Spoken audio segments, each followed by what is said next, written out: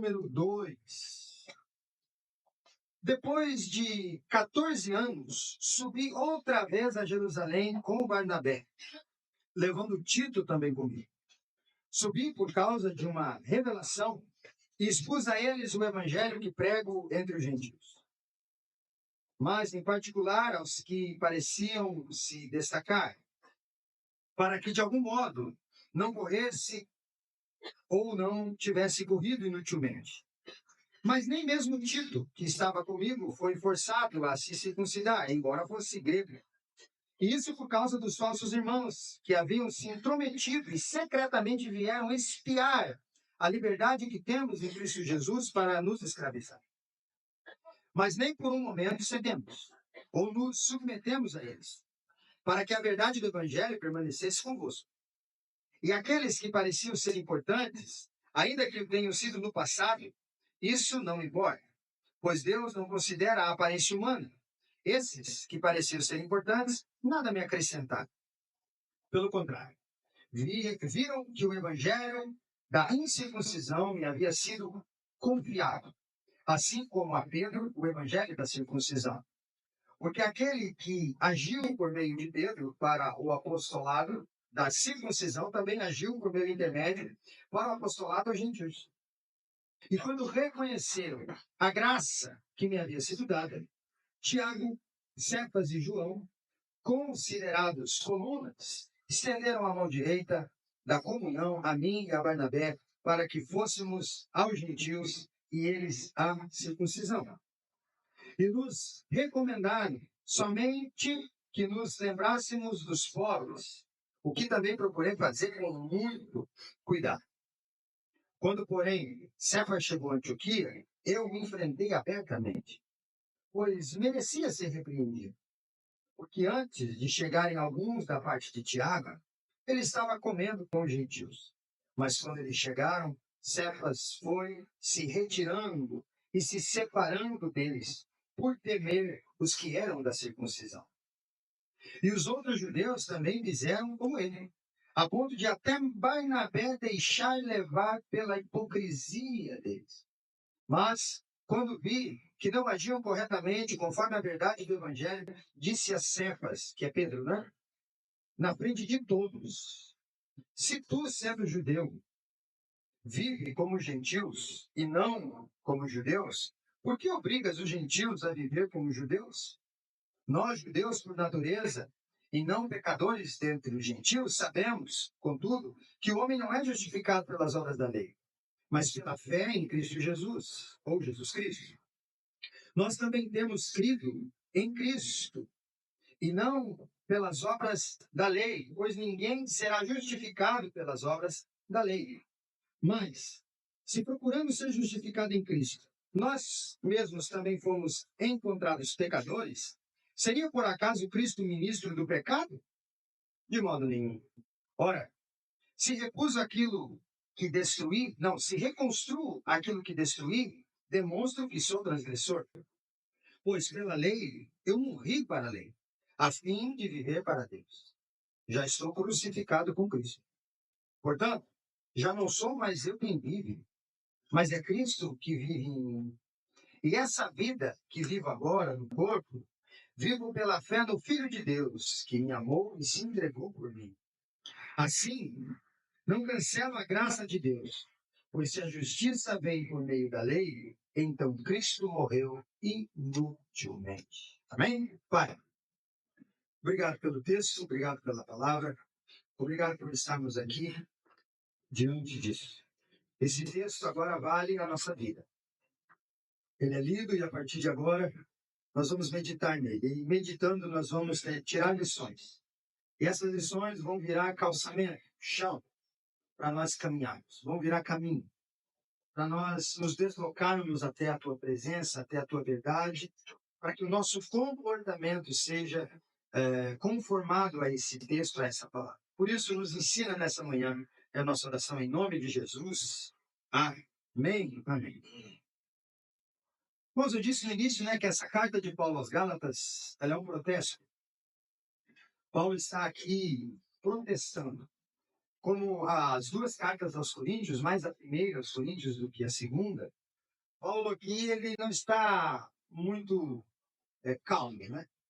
Paulo está aqui chateado, para dizer o mínimo, com a igreja.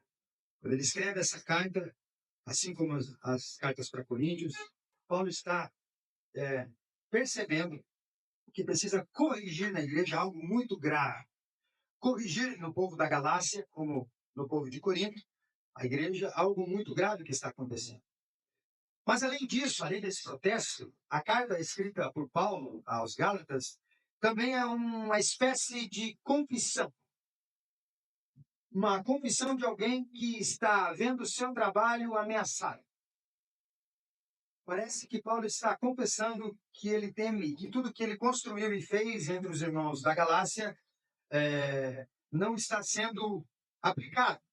E ele percebe que todo o seu trabalho está sendo, de alguma maneira, colocado em risco. E é ruim isso, né? Quando você percebe que algo que você fez, algo que você queria que permanecesse, está agora ameaçado por outro, ou por outras circunstâncias, ou por outras coisas. E por que ele está se sentindo assim? Porque Paulo tinha se cercado de todas as garantias para que a igreja da Galácia nascesse em Cristo e vivesse unicamente na graça de Cristo, na graça do Evangelho. Paulo tinha se cercado de tudo. Eu preguei a verdade, preguei Cristo, esse crucificado. A igreja nasceu nessa mensagem, nesse anúncio. Não fiz nada para acrescentar, eu coloquei aquilo que deve ser o fundamento. E a igreja nasceu, está se desenvolvendo e ela deve viver, se desenvolver unicamente nisso. Mas agora Paulo está assombrado, ele está se vendo assombrado por um grupo que é muito comum, né, no Novo Testamento, os judaizantes. Os judaizantes queriam impor agora a esses gregos que estavam se convertendo na Galácia, queriam impor a eles as leis cerimoniais, as implicações, né, as observações da lei cerimonial. Queriam impor a eles as marcas ou as práticas cerimoniais de uma lei de Moisés que já não estava mais vigente. Judaizante, para você ficar familiarizado com o termo, é um judeu que se converte ao cristianismo, confessa Jesus, mas ainda continua com costumes do Antigo Testamento e da religião judaica de Moisés, instituída por Deus, tá? É o povo de Deus, é a religião de Deus do Antigo Testamento. Contudo, ela apontava para o Filho, para o sacrifício de Jesus. Quando Jesus vem, ela se encerra. Esses judaizantes queriam andar com os pés nos dois trilhos, né, nos dois lados. Queriam caminhar na graça e na lei. E não faziam isso só por eles, queriam impor isso aos gregos. Agora veja, todo judeu sabia que era impossível para um grego se tornar judeu. Tanto é que no Antigo Testamento não tem nenhum tipo de abertura para quem não nasce da descendência de Abraão. Todo aquele que se convertia ao judaísmo era um prosélito, né? Não um discípulo. Ele era o seguidor de um judeu, e o judeu ficava feliz quando fazia um prosélito. Jesus chega a dizer para os fariseus, nos evangelhos, que eles rodeavam a terra toda para fazer um prosélito, um seguidor, e quando conseguiam, faziam desse prosélito um filho do inferno maior do que eles eram. Jesus diz isso para eles. Fazem dele o filho do inferno pior do que vocês. Porque não podia entrar, você não é judeu, contudo, fica aí, você é meu seguidor, aprenda comigo. Tá? Aí o sujeito ia e virava um seguidor de uma religião que não podia participar. No templo já tinha um pátio, né? O primeiro pátio é dos gentios. Eles não passavam nem para dentro do átrio, nem para dentro do pátio das mulheres. E dirá para dentro do templo, propriamente dito, onde só entravam homens, e quem dirá lá mais para frente do templo, até o santo lugar. Gentil era fora, porque não era judeu, era impuro. Aí o judaizante via um gentil convertido e dizia assim, olha, tudo bem, você crê em Cristo, eu também creio, mas para você fazer parte da igreja, você precisa das marcas da nossa religião. Paulo está vendo o evangelho da graça, que torna todo mundo igual, ameaçado por esses judaizantes, que querem fazer prosélitos dos discípulos de Jesus que Paulo tinha formado. Esse é o problema que Paulo está enfrentando na Galácia. Agora, para a gente entender a intenção desses judaizantes, a gente precisa compreender a lei de Deus, né, dada ao povo de Deus, dada a Israel, sobre 3 aspectos dessa lei. A lei de Deus do Antigo Testamento, o livro de Levítico, principalmente, né, e Deuteronômio, né, o Decálogo, os 10 mandamentos, e toda a lei cerimonial, a gente tem que entender sobre 3 aspectos. A gente tem primeiro a lei moral, o aspecto moral da lei de Deus. O aspecto moral da lei de Deus são os 10 mandamentos. Os 10 mandamentos são o aspecto moral da lei, que se fundamenta no Decálogo, né, nos 10 mandamentos. E tinha a finalidade de deixar bem claro ao homem os seus deveres. Não matarás, não furtarás, né, não darás falso testemunho e tudo mais. Honrar pai e mãe. Então, eram os 10 mandamentos. Essa era a lei moral. Era para aprender o certo e o errado. Era para fazer distinção entre bem e mal. É a lei moral que a gente cresce com ela. Isso eu devo, isso eu não devo. Certo? É uma lei que ela é aplicada ao comportamento. Ela é pragmática, né? Ela é prática. O certo e o errado. Pratico ou não pratico. Esse aspecto da lei é aplicável a todas as épocas, é aplicável a todas as ocasiões. Foi apresentado para Jesus e Jesus não aboliu a lei moral. Jesus cumpriu a lei moral. Jesus veio e cumpre essa lei, porque Jesus nunca pecou, não porque tinha medo de castigos, mas nunca pecou porque nunca desejou nada diferente daquilo. Ele cumpriu na essência, sem imposições de culpa, de cobrança, de regras. Jesus cumpriu porque aquela era a sua natureza. Para cumprir essa lei moral, para ele era natural. Então essa lei moral ainda continua. Os mandamentos foram resumidos, né, em 2. Amar o próximo como amar a Deus acima de todas as coisas e o próximo como a ti mesmo. A Deus acima de tudo, como o primeiro mandamento, só tereis um Deus, né? Só a Deus servirá, só a ele prestarás culto. E o restante, não matarás, não furtarás, não é? Tudo é ama o próximo como a ti mesmo. Eu não gosto que me roubem, então eu não roubo. Eu não gosto que adulterem comigo, então eu não adultero com ninguém. Eu não gosto que me furtem, então eu também não furto. E assim vai. Então você ama o próximo como a ti mesmo. Tudo se resumiu nisso. Amar a Deus acima de tudo e o próximo como você ama a si mesmo. Esse aspecto da lei continua. Aí nós temos a lei civil, o aspecto civil da lei de Deus no Antigo Testamento, que tinha a finalidade de regular a sociedade civil do Estado de Israel, do país. Quando o aspecto moral da lei, então, era transgredido, aplicava-se o aspecto civil. Entende? Por exemplo, a lei moral dizia o quê? Não matarás. É uma regra moral. Aí eu vou lá e mato. O que acontece? Aí me aplicam o aspecto civil. Agora você vai ter que ser punido porque você transgrediu a lei moral. Você matou. Então agora nós vamos aplicar a você a lei civil. E aí tinha toda a regra, né? Apedrejamento e tudo mais, como uma regra, né? Como uma punição. Então, quando o aspecto moral da lei era transgredido, aplicava-se esse aspecto, o aspecto civil. Esse aspecto ele foi temporal e necessário para a época. Ele tinha que existir. E foi concedida para Israel, não para os outros povos. Esse aspecto civil era um código civil de Israel. Né? Por exemplo, você não pode pegar uma lei americana e aplicar no Brasil, porque é uma lei americana, não é a nossa. Citar um exemplo, a pena de morte. A gente não pode aqui dizer, nos Estados Unidos tem pena de morte, então eu vou fazer. Não, mas essa é a lei lá, aqui não tem, então aqui não pode. Então, esse aspecto civil era para Israel, para a punição do moral, certo? E aí, por último, nós temos o aspecto cerimonial. O sujeito transgrediu a lei moral. Mais uma vez o exemplo. Não matarás, matou. Ó, você transgrediu a lei moral. Agora nós vamos ter que aplicar você o aspecto civil. Vamos te punir. Né? Civilmente, você vai ser processado, preso, alguma coisa assim. Aí agora, como é que fica diante de Deus? Porque diante dos homens, os homens já cobraram. O aspecto civil me cobrou. Diante de Deus, aí entra a lei cerimonial. Aí são os sacrifícios, os animais. Que agora a gente tem que se consertar com Deus também. Aí esse é o último aspecto. Esse aspecto da lei era sacerdotal, era levítico. Só os sacerdotes aplicavam. Só eles tinham a prerrogativa de mediar cerimonialmente essa absolvição. Eram eles, os sacerdotes. Então era todo o sacrifício e simbolismo cerimonial. Então, se diante da sociedade a transgressão do aspecto moral era absolvida pelo aspecto civil da lei, a absolvição diante de Deus só era possível pelo aspecto cerimonial. Civil, para ele ficar bem com a sociedade, foi punido. E cerimonial, para ele ficar bem com Deus, foi purificar. Certo? Então, essa é a lei. Agora, a gente percebe que os judaizantes aqui querem aplicar o que aos gentios? Eles não podem aplicar a lei civil de Israel porque um grego não é israelita, não é judeu. Então, eles querem fazer o quê? Aplicar só o aspecto cerimonial. Vocês precisam passar pelos ritos para fazer parte do povo. Mas o povo de Deus agora não é um povo judeu. O povo de Deus é um povo misturado.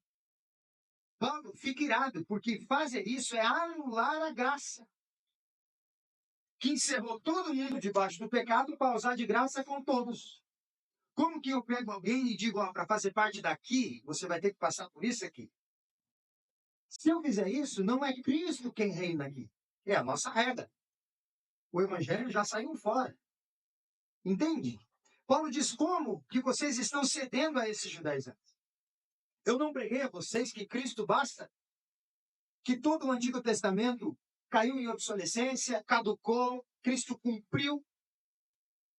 Os 10 mandamentos é a nossa prática agora, não porque a gente consegue, mas porque Cristo cumpriu por nós e aplica isso em nós, o próprio amor a Deus acima de tudo e ao próximo como a nós mesmos. Paulo, então, está chateado para dizer pouco com a igreja, porque a igreja está cedendo. Toda a lei cerimonial, que é essa parte da nossa absolvição diante de Deus, ela foi cumprida no nascimento, na vida, morte e ressurreição de Jesus. Jesus anulou toda a cerimônia de animais quando se sacrifica. Por isso que você não precisa entrar aqui com um bode, ou um carneiro, né? Não precisa entrar aqui com pombinhas. Ó, pastor, trouxe a minha pombinha. Que ó, nós vamos sacrificar ela por causa do meu pecado. Isso tudo acabou porque Cristo é o Cordeiro de Deus que tira o pecado do mundo. O sacrifício. Tudo se encerrou. Então não tem cerimonial mais. Acabou. Né? Não pode ser mais aplicado depois do nascimento, vida, morte e ressurreição de Jesus. Não pode mais ser aplicado. E os judaizantes queriam fazer isso com os gentios. E qual que eu disse no início do culto, para quem já estava aqui, é a marca. A marca principal era a marca externa, que podia se ver, que era a circuncisão, a operação de fimose feita no homem. Né? Essa era a marca, a circuncisão. Eles queriam circuncidar os gentios.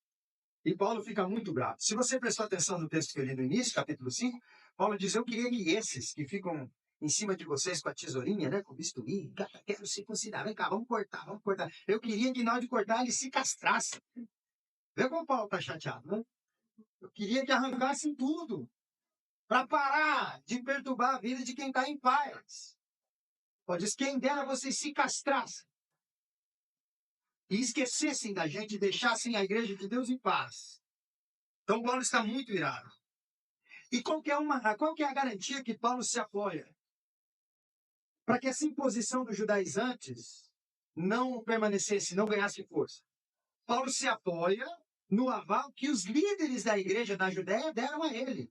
Tiago, irmão de sangue de Jesus, que escreveu a última epístola lá no final, né? A epístola de Tiago, aquele Tiago ali é o irmão de Jesus, filho de Maria e José, que se converte depois, que lá nos evangelhos é hostil a Jesus, né? Manda Jesus, ó, vai pregar para lá, porque ele tem vergonha de Jesus, depois que Jesus morre e ressuscita, ele crê de fato no irmão de sangue, e agora no Deus dele, Salvador, e passa a ser uma coluna da igreja. Tiago, esse, Pedro e João, são as colunas. E os outros que estão na reunião, isso está em Atos 15, depois você lê em casa, tem essa reunião registrada na Bíblia.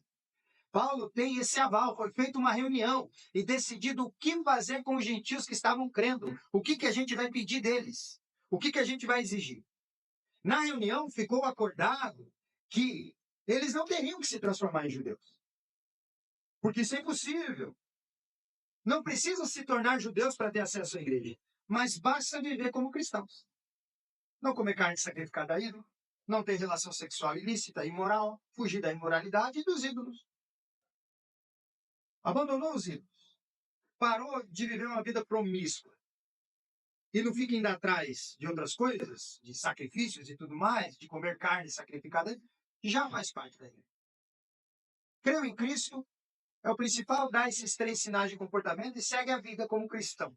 Foi isso que ficou decidido. Então por que agora circuncidar? Por que os judaizantes querem pôr uma coisa que não ficou combinada? Esse é o problema de Paulo. Então Paulo narra aqui um episódio muito grave do Novo Testamento, envolvendo Pedro.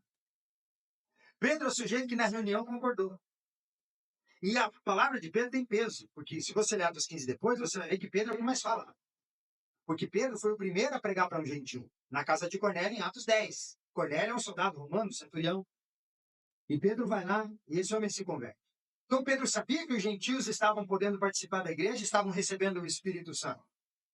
E lá na reunião, quando Paulo vem com todo o resultado da pregação dele de Barnabé da primeira viagem à Antioquia, que Paulo chega com os resultados, Pedro diz, não, isso é verdade, tem gentios se convertendo porque aconteceu comigo. Eu fui o primeiro. Pedro concorda, só que agora o próprio Pedro, que concordou na reunião, está lá na Galácia, imagina, é Pedrão com os gentios, com os gregos na Galácia, está almoçando, igual nós quando se juntamos para comer, né? Está tudo lá rindo, conversando e comendo. Aí chega Tiago com o povo da Judéia, os cristãos judeus, né? Que nasceram em Israel. Tiago chega com esse. Quando Pedro vê ele chegando, fala, eu estou no meio de gente ruim, eu estou no meio dos gregos, eles vão achar meio ruim. Aí o texto diz que Pedro vai saindo de fininho, de fininho, de fininho, quando vê, Pedro está no meio desse grupo aqui, dessa papão. Pedro está ali. E aí, judeus que estavam com Pedro na mesa, com os gregos, fazem o mesmo, imitam Pedro. Paulo diz, e o negócio foi tão forte, né? Foi como um imã, que até Barnabé, que estava comigo, começou a ir para o lado de lá também. Até ele começou a abandonar os gregos que ele mesmo tinha pregado. Ele diz, quando eu vi aquilo, eu não aguentei. Aí ele diz que ele repreendeu Pedro na face, diz o texto grego, cara, a gente diz lá no Paraná, chamou na chincha, e falou ao vivo. Não tem essa de chamar Pedro para o canto, ele falou na frente de todos. Os judeus cristãos que tinham chegado e os gregos cristãos que estavam ali. Paulo repreende ele na cara, diz o texto. Agora veja, Pedro mesmo participando e até se pronunciado a favor da decisão na ocasião, na hora de praticar ele dissimulou e incentivou exatamente a diferença que ele propôs não existir lá na reunião. Ele dissimula, propõe uma diferença que ele disse que não existia e ainda faz pessoas irem atrás dele quando pratica. Paulo, esse apóstolo dos gentios, como ele diz aqui, eu fui chamado para a incircuncisão, eu prego para gentil, Pedro, Tiago e João, Tiago, irmão de Jesus, sempre lembra, não é o Tiago, irmão de João, né? Coluna da igreja, Tiago, irmão de Jesus. Pedro e João são os apóstolos dos judeus. Eles estão lá na Judéia, estão lá, pregando lá. Eu vou viajar, eu vou pregar para a grega, vou pregar para gentil. Então, Paulo, esse apóstolo dos gentios e defensor incansável da justificação pela fé, porque esse é o tema de Paulo o tempo inteiro no Novo Testamento, principalmente na carta aos Romanos, né? O justo é justificado por fé e não por obra da lei, não por querer observar a lei que acabou, mas por fé, por crer em Cristo, a lei de Deus cumprida em nós. Ele não pode deixar essa dissimulação sem repreensão. Ele não pode deixar passar. E trata, então, de, a partir da postura errada do apóstolo Pedro, mostrar o evangelho, que vai muito além de decisões tomadas em reuniões solenes. Primeira coisa que a gente percebe aqui é isso. Paulo vai ensinar, não adianta você concordar com o evangelho, se você não viveu o evangelho. Tem gente que concorda, né? Ou seja, Paulo, de alguma forma, está ensinando que viver o evangelho vai muito além de concordar com o evangelho. Quantas pessoas você conhece que dizem assim, não, eu acredito. Deus é assim mesmo. Sim, é assim que a gente tem que fazer, porque está escrito na Bíblia. Eu li na Bíblia uma vez. Aí, quando ele dá o primeiro passo para longe de você, ele desconstrói tudo que ele concordou e faz uma coisa absolutamente contrária. Às vezes, ele concorda, mas não pratica. Ele diz que é bom, mas não faz. Você confia em nutricionista acima do peso? Vai no nutricionista. Aí você chega lá, o sujeito está acima do teu peso. Mas você, tem alguma coisa errada aí? Como que funciona? Quer dizer, serve para mim, mas não serve para ele? Né? Lembra dos Trapalhões? Vixe, como eu assisti a Trapalhões. Tinha uma esquetezinha do Didi, né? Estava escrito assim na porta, uma plaquinha, vidente. Aí o Didi bate na porta. Aí quem está dentro diz, quem é? Aí o Didi olha para a câmera e tal. E sai. Se é vidente, pergunta quem é. Ele tem que saber que está aqui. É divino. É mais ou menos isso. Né? A gente concorda em reuniões solenes. A gente acha bonito quando alguém fala. Mas na hora de praticar, a gente desconstrói tudo que a gente diz que concorda. E faz uma coisa... Não é assim, deslizar. É fazer o contrário. Sabe? Ir no carro, olhar que a porca é 15, ir lá e vir com a chave 19 e a porca não frouxar e você ficar bravo porque a porca não deu certo, porque a chave não funcionou. Tipo, é o oposto, o oposto, o oposto. Entende? Não é errar por meio. Pedro aqui está falhando enormemente. Ele diz que não tem mais diferença entre judeu e grego, entre judeu e gentil, e ele não fica com os gentios quando chega no judeu. Paulo diz: isso não pode ficar assim. O evangelho não é só concordar. Viver o evangelho vai muito além de concordar com o evangelho. E o raciocínio de Paulo é simples. Uma vez que alguém se tornava cristão e fazia parte da igreja, estava entendido que ele haveria de deixar de ver-se como diferente dos outros. Quando você crê no evangelho, a primeira coisa que acontece é você perceber que você é igual a todo mundo. Não melhor ou diferente, a ponto de ser um grupo exclusivo dentro do povo exclusivo de Deus. Paulo diz: a primeira noção quando a gente encontra o evangelho é isso. Eu sou um pecador como todos são. Eu não sou melhor e não sou pior, porque não tem melhor e pior, só tem pior. Né? Só tem gente ruim salva por uma graça. Mais uma vez eu cito o Josemar Bessa, né, o homem das frases, que eu gosto muito. Ele diz: o mundo divide a sociedade entre bons e maus. O evangelho divide o mundo entre maus e Jesus. Jesus, o Salvador. Só tem esse, não tem outro. Paulo diz, no raciocínio dele, que qualquer um que faz parte da igreja tem que entender que ele não é diferente dos outros.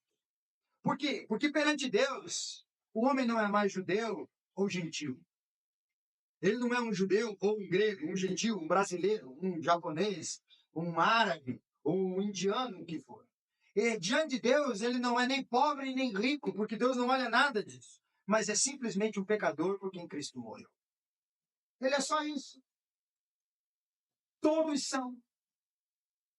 Você pode fazer aí um exercício mental e pensar na pessoa mais justa que você conheceu na sua vida, a pessoa mais justa, bonita, que sempre fez tudo correto e certo, branda, nunca gritou com ninguém, você nunca ouviu a voz dela nos decibéis a mais, sempre calma, calada, nunca viu ela fazer uma briga, um barraco, nunca viu ela dizer nada, e você quase que pega ela no seu pensamento e põe em cima de um altar. Porque ela é essa pessoa. Como eu queria ser igual? Essa pessoa era ré do inferno, ou é ré do inferno, se Cristo não salvar. Porque não tem ninguém bom. Todos pecaram. Então, se todos pecaram, por que depois que a gente creu em Cristo, a gente acha que a gente é especial? Por que a gente acha que a gente não pode estar com outro grupo? Paulo está dizendo isso para eles. Vocês estão aqui negando que creem. Esta é a razão da reação indignada do apóstolo Paulo. Se você, sendo judeu, tem vivido aqui todo esse tempo entre os gregos como um gentil, por que agora você quer que os gentios vivam como judeus? Se você, enquanto esteve entre eles, viveu como um igual a eles, por que quando chegou outro povo você quer que eles sejam outros? Você quer que eles sejam diferentes? Se você, estando entre eles, viveu como eles. Não impôs nada a eles, além disso, agora você está mudando. Que incoerência é essa, Pedro? Isso é, se diante de Deus o que nos torna iguais é o fato de que todos pecaram, por que haveria Deus de nos salvar de modos diferentes? Se diante de Deus, né, o que nos torna iguais é o fato de que todos somos pecadores, por que Deus ia ter que salvar um grupo de um jeito e outro de outro? Mas se todo mundo é pecador, é um sacrifício para todo mundo. Não tem um Cristo morrendo por gregos, um Cristo morrendo por judeus, por brasileiros, por paraguaios, por argentinos. Tem um Cristo só, morrendo por todos, porque diante de Deus não tem paraguaios, argentinos, peruanos, equatorianos, judeus e gregos, brasileiros, só tem pecadores. Hã? Só tem pecadores. Inclusive, né, a gente fala que nós temos raças, né? Não temos raças, nós temos uma raça, a raça humana. É só essa raça que existe. Não tem outra. Somos todos de uma raça só, com dois gêneros, masculino e feminino. Aí diz, pastor, mas como assim? Tem gente negra aqui. Isso não é raça. É cor de pele. mas humanos, todos. Eu, o Roberto, o Cid, a gente tem mais melanina do que a Lu, do que a Regiane, do que a Raquel. Elas têm menos. E não pense que Deus ama vocês menos, só que vocês têm menos. Ama nós mais porque a gente tem mais. É tudo igual. Raça humana. Todos pecadores. Por que Deus iria salvar de outro jeito? De modos diferentes? Portanto, o que Paulo ensina aqui é que da mesma maneira que não existe diferença no julgamento de Deus para com os homens, todos pecaram, também não existe diferença na maneira de livrá-los da condenação, a graça do seu Filho Jesus Cristo. Ponto. Ninguém vai poder se justificar diante de Deus achando que, por produzir obras da lei, é diferente ou privilegiado por isso. Ninguém vai poder se justificar diante de Deus dizendo: eu nasci nesse lugar, Senhor. Eu nasci numa família cristã. Eu nasci. Não vai poder se justificar se não tem a marca do Cordeiro. É: apartai-vos de mim, porque não vos conheço. Se crê em Jesus Cristo, é o quê? Entrar no reino que está preparado a vocês antes da fundação do mundo. Vinde, vinde. Esse é o ponto. Esse é o ponto de Paulo. A justificação vem somente da fé na obra daquele que nunca pecou. A gente é aceito não por obras nossas, a gente é aceito pela obra daquele que nunca cometeu um pecado. Jesus Cristo. É pela fé no que ele fez, não é pelo que a gente cumpre. Não é por cerimônias. As nossas igrejas hoje, irmãos, são muito híbridas. Falando de Brasil, né? Você não precisa ir longe para chegar numa igreja e ver uma arca da aliança com arcanjos voltados para si, feita de isopor. Porque o sujeito quer tudo. Ele diz assim, ó, para não errar, pega tudo. Aí estão errando, pegando tudo, quando só precisam de Cristo. Só precisam de Jesus. Mas é tudo misturado, né? Tudo híbrido. Aí tem gente que faz as festas, né? Hanukkah, e não sei o quê, e pega uma barraca, vai dormir não sei aonde. Eu digo, você nasceu aonde, minha criatura? Você não é judeu. O que você está fazendo? Não, mas está na Bíblia. Sim, mas você não entende a Bíblia, que isso eram tudo apontamento para Jesus, e quando Jesus veio, tudo isso se encerrou nele. E que em Cristo não tem mais nem judeu, nem grego, nem bárbaro, nem cita, nem homem, nem mulher. Mas todos são um. Que cerimonial é esse que você quer? Paulo diz: ir para essas cerimônias, para essas marcas externas, como a circuncisão ou qualquer outra coisa, é anular a cruz de Cristo, é cair da graça. Nós vivemos pelo Evangelho. Não temos nenhum tipo de rito, cerimônia e nem nada. O que a gente tem aqui, talvez, no nosso meio presbiteriano, de cerimônia, são rituais que são dados à instituição. Quando for organizar a igreja aqui, se tornar a igreja organizada, vai vir um grupo, uma comissão, vão olhar todos os pontos que precisam cumprir para ser organizado, vão fazer uma cerimônia, mas não tem nada de óleo, não vão derramar óleo em lugar nenhum. E se alguém trazer óleo, eu jogo fora. Que não vai ter nada disso. Nós somos de Cristo. É uma coisa burocrática, mas não tem a ver nada entre nós e Deus, porque entre nós e Deus está a ponte, a escada chamada Cristo, e Ele basta. Ele basta. A gente não precisa de mais nada. Nada. Absolutamente nada. Precisamos só de Jesus. E você não foi quem o encontrou, foi Ele que encontrou você. Essa escada você não estava nem procurando, essa ponte você não estava nem procurando, ela surgiu diante do abismo que você ia cair ou que você pretendia se jogar. Surge como uma salvação, uma ligação ao Pai, um mundo para além do véu. No templo tinha um véu que separava o Santíssimo Lugar do Santo Lugar, o lugar onde só entrava o sumo sacerdote. Esse véu não tem, Cristo rasgou. Você passou do véu, olhou uma vida com Deus, olhou para trás e disse: que lugar é esse? É como se você encontrasse uma entrada secreta na sua casa para um cômodo que você nunca conheceu e você dizia: onde que isso aqui existia? É como entrar na presença de um Deus santo e ser aliviado de todas as dores da alma que você sentia. A gente só precisa de Cristo. A gente não precisa de lei, a gente não precisa de cerimônia, a gente não precisa de rito, a gente não precisa passar por nada. Isso aqui não é nada secreto. Eu não tenho que vir aqui jogar óleo na tua cabeça, eu não tenho que fazer nada com você. Eu tenho apenas que te amar como eu me amo. E amar a Deus acima de todas as coisas como você faz. Isso nos identifica. Como povo de Deus. O fim do argumento do apóstolo Paulo é perfeito. Se o fim da lei foi a morte e a ressurreição de Cristo, e nós, pela fé, fomos incluídos nesse processo, é óbvio que, a semelhança de Cristo, nós também morremos para a lei e para as suas obras. Se Cristo é o fim da lei e nós somos incluídos nisso e agora cumprimos a lei em Cristo, isso implica dizer que para a lei, para a cerimônia da lei, nós morremos. Para as obras da lei, morremos. Por isso que Paulo diz, a lei só me matou, porque a lei apontou o pecado e não resolveu o problema do pecado. Ela disse, não faça, mas não me deu forças para não fazer, porque eu era pecador. Cristo veio, morre pela lei sem pecado e dá em mim, pelo Espírito que agora habita em nós, o próprio Deus, a força necessária para não pecar. Então, para que eu preciso da lei?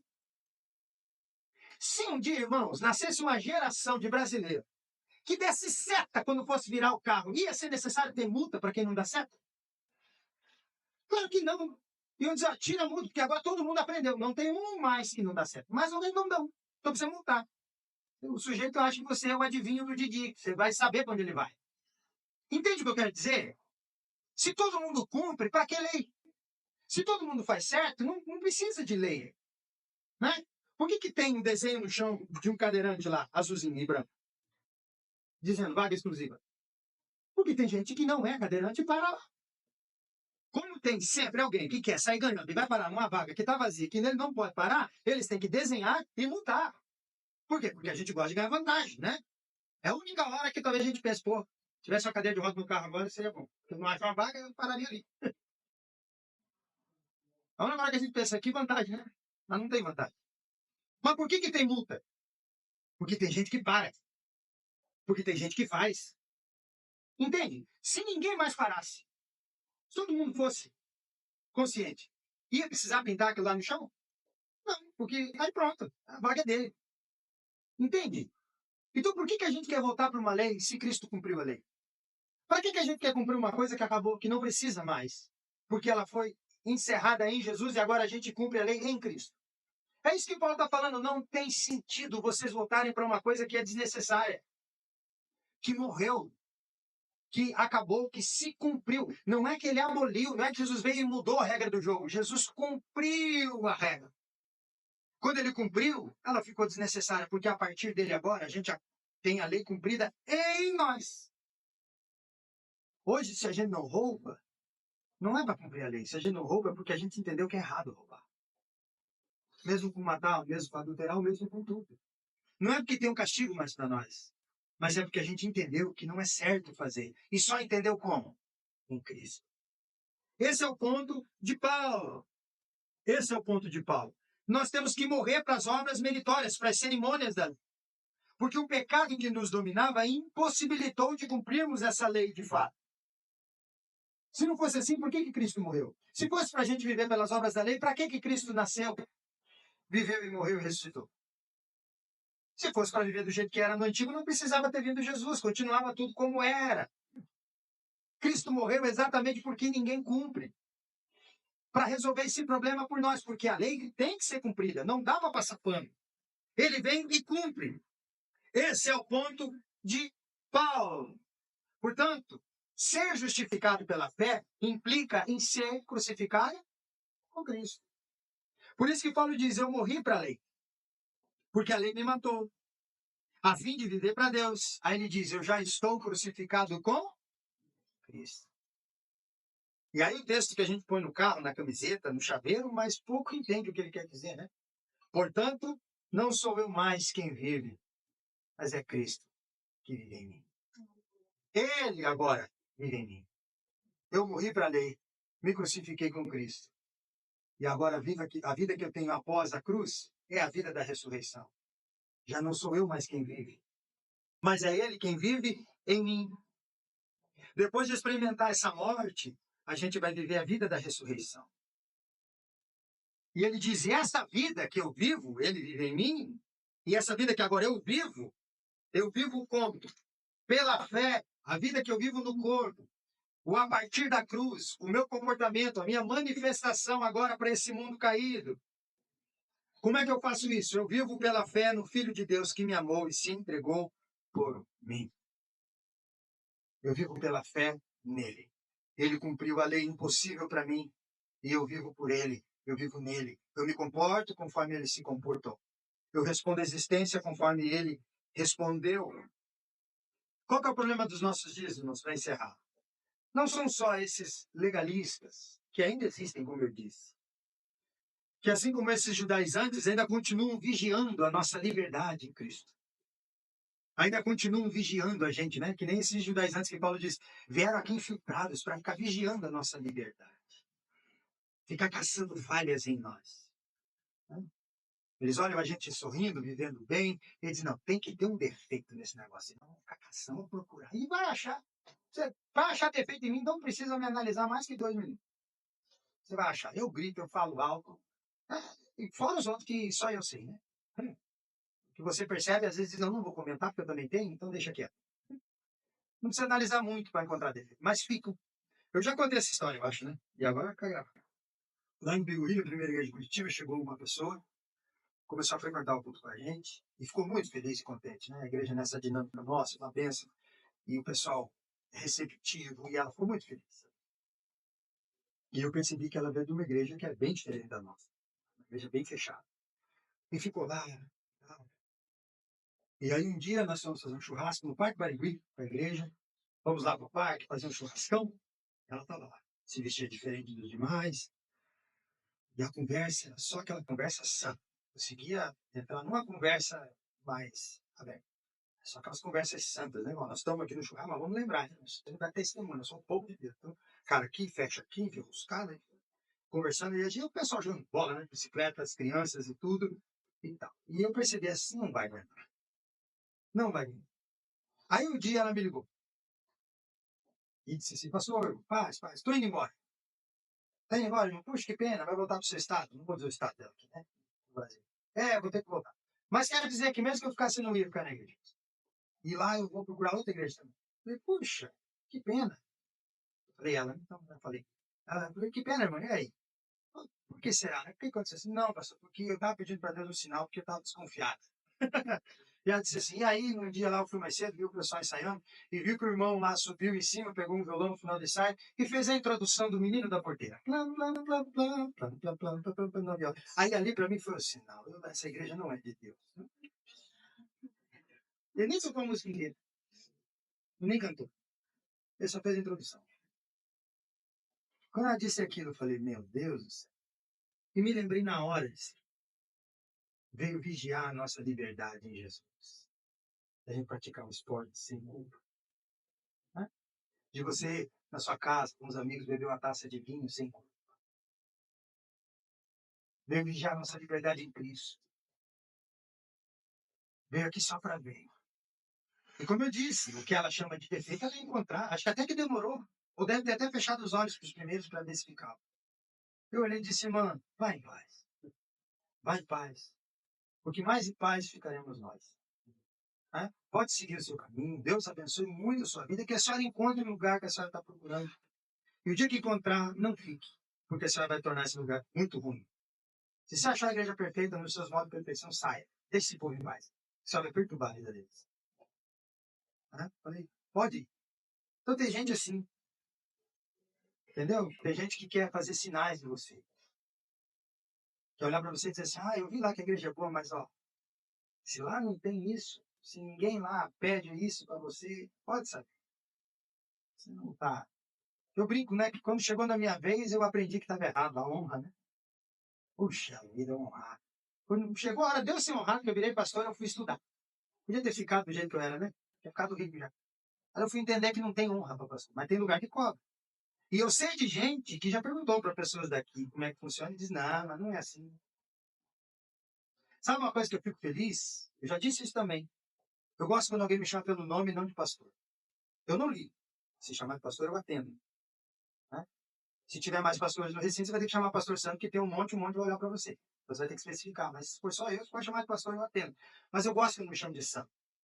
Porque eu entendo que você entendeu que eu sou um igual. Todo mundo igual. Todo mundo, mesma coisa. Todo mundo com Jesus.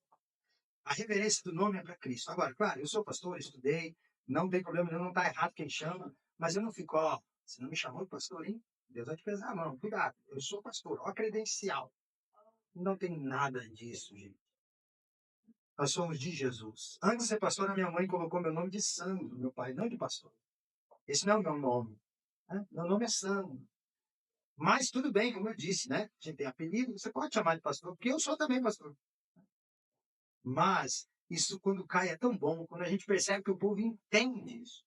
O respeito vai muito além de você olhar para alguém e dizer, o respeito vai além, o respeito vai da amizade em Cristo, da reverência a Deus e não um ao outro, sabendo que não tem ninguém mais importante, que não tem uma cadeira especial para um grupo, que não tem um trono especial para alguém, que todo mundo é igual. Todo mundo é igual. Então, nosso problema são esses que ainda continuam vigiando. Mas está um outro problema. A gente precisa também manifestar essa justificação como Paulo fez. Às vezes você não vai agir como ele, porque você não tem autoridade apostólica de Paulo que repreendeu Pedro na cara. Mas quando você vê um irmão agindo assim, se selecionando, falta também a gente chamar ele na conversa. Não precisa ser o pastor, você não precisa ligar e dizer, ô pastor, você não devia conversar com o irmão lá, que eu vi ele fazendo, chama você num canto e fala, irmão, você não está agindo em coerência? Quando a gente chega, você se separa, vai para um grupo que parece ser mais seletivo e deixa nós de lado, porque o que você está, entendeu? Falta isso também. Claro que não vai fazer como o Paulo fez, que às vezes você vai passar vergonha, né? Você não é um apóstolo.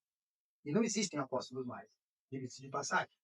Mas como cristão, chama o irmão no canto e diz, aquele dia, né, está todo junto, chegou um grupo lá, porque o grupo parecia mais crente que nós, você foi para lá de lá. Você está fazendo o quê?